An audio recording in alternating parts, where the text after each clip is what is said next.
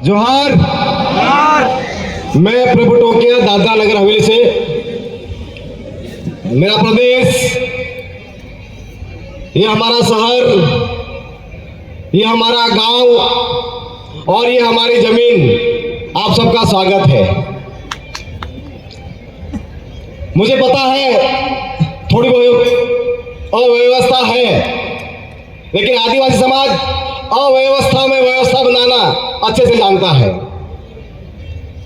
मैं थोड़ी कुछ बातें रखने वाला हूं यहाँ की परिस्थितियों को लेकर। दादरा नगर हवेली की जो परिस्थितियां हैं, ये बहुत ही गंभीर परिस्थिति यहां पर है। जिस पंडाल में आप बैठे हो, इसकी परमिशन नहीं है।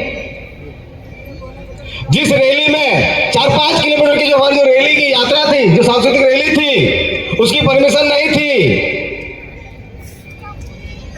हालांकि तमाम प्रक्रिया, तमाम प्रोसेस जो सरकार को या प्रशासन को, सिस्टम को, वहीवट तंत्र को तो देना चाहिए। हम 1 बार, 2 बार, 3 बार रिमाइंडिंग कर करके दिया हुआ है और हमने भी कहा है और कहा था, हमारे समाज का प्रोग्राम करने के लिए इन सरकारी बाबुओं का परमिशन की जरूरत नहीं है। आप कहते हो तो वेलकम, आप कहते हो तो वेलकम। हम संविधान और कानून को मानने वाले लोग हैं और हमारे बाप दादाओं ने संविधान बनाया है। ज्यादा कानून और संविधान हमें मत सिखाओ। बात कर रहे थे हम यहाँ की परिस्थिति की। पिछले 7-8 साल में जो यहाँ की परिस्थिति साथियों जो हुई है, हमारे एक एसएस भोया साहब थे जो आदिवासी समाज के पहले क्लास 1 ऑफिसर थे।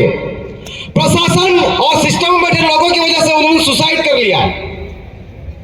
उसके बाद दूसरे सैनिक लेवल पर हमारे जो अधिकारी थे, जिग्नेश भाई पटेल, उन्होंने अधिकारियों की तानाशाही मनमानी की वजह से जो दिल्ली से आने वाले जो या अमुक गुजरात से भी अमुक अधिकारी आवरी है, जे एडमिनिस्ट्रेटिव लेवल बनी आवला है, ऐसे लोगों ने उनकी तानाशाही से वो क्लास 1 अधिकारी ने भी सुसाइड कर लिया। आपको पता होगा, दादरा नगर हवेली के एक बड़े आदिवासी नेता, 7 टर्म के सांसद स्वर्गीय मोहन डलकर, इन्हीं सरकार के सिस्टम में बैठे लोगों की वजह से यहाँ के तानाशाही जो अधिकारी, जो दिल्ली से 8-10 अधिकारी IAS IPS लेवल के जो अधिकारी आते थे, उनकी तानाशाही की वजह से दादरा नगर हवेली छोड़कर उन्होंने मुंबई में जाकर सुसाइड कर लिया।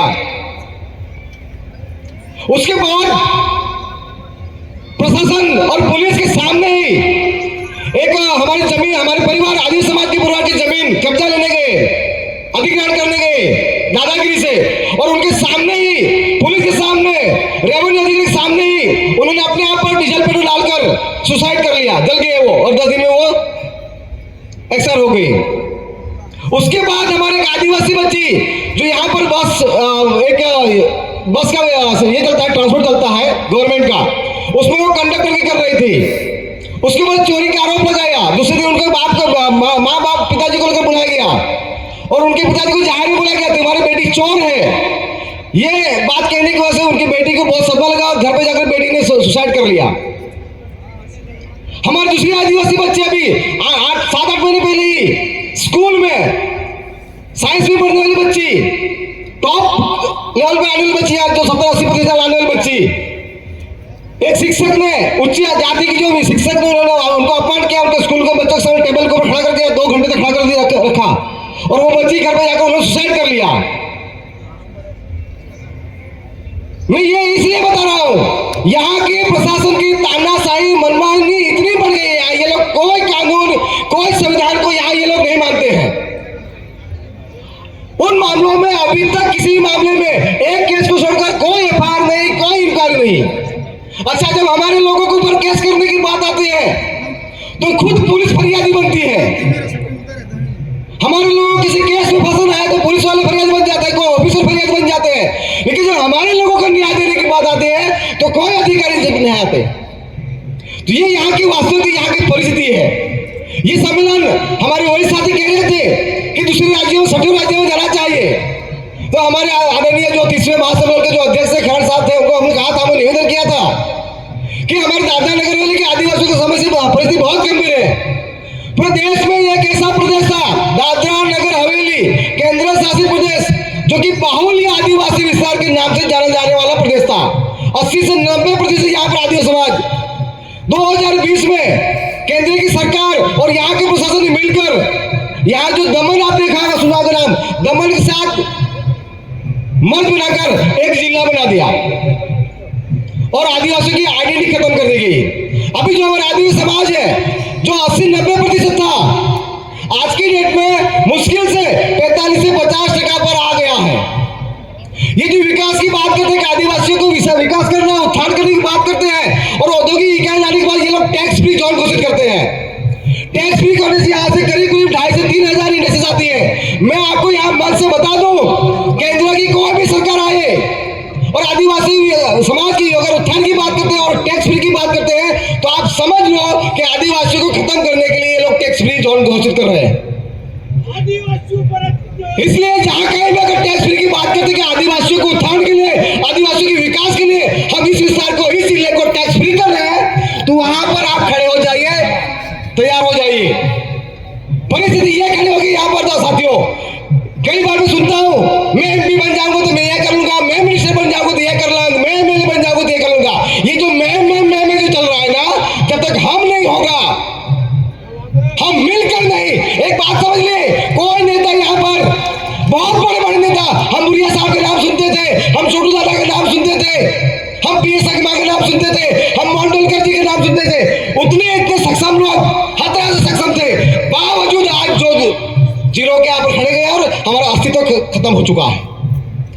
जब तक हम अभी परिस्थिति हो गई है, कोई नेता, कोई एमएलए, कोई एमपी, कोई एक व्यक्ति विशेष नेता हमें बता नहीं सकता है।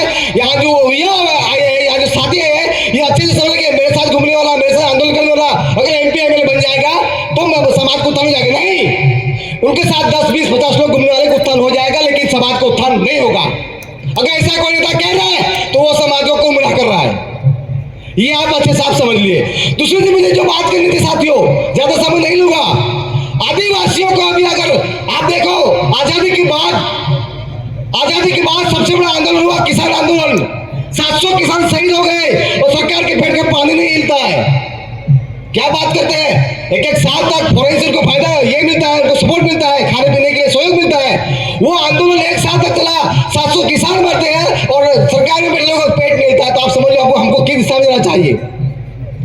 अब ये बात है कि हम लड़े थे, कहाँ लड़े, सरकार सुनती नहीं है, नेता को चलती नहीं है। दादरनगर वाली हवेली में 20 एमपी है, 20 हमारे सरपंच है, 20 जिला सदस्य है, 1 नगर पालिका है और 1 हमारा जिला परिषद और 1 सांसद है। आपको बता दूं, हमारी सांसद मैडम यहाँ पर आई थी, सांसद मैडम आई थी, हमारे सभी चुने हुए जनपति आए थे। आपको बता दूं, सभी सरपंच से लेकर हमारे सांसद तक 1 रोड का खड्डा भरवाने की ताकत नहीं,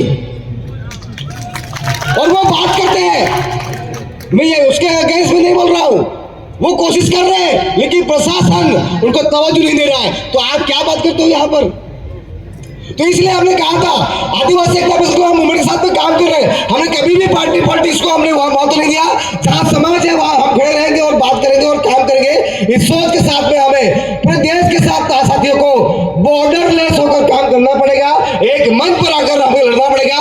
तभी हम हमारे हक अधिकार की बात करते हैं, संविधान की बात करते हैं, लोकतंत्र की बात करते हैं, या जो भी आप बात करते हो वो सारी चीज सुरक्षित हो सकती है। बॉर्डरलेस होना पड़ेगा, ये इस जिले से, इस तालुका से, इस शहर से या उस राज्य से नहीं। अभी हमें प्रदेश के आदिवासियों को एक मंच पर आना होगा, बॉर्डरलेस होना होगा और एक मंच पर आकर हमें संघर्ष करना होगा। जोहार जिंदाबाद, आपकी जय।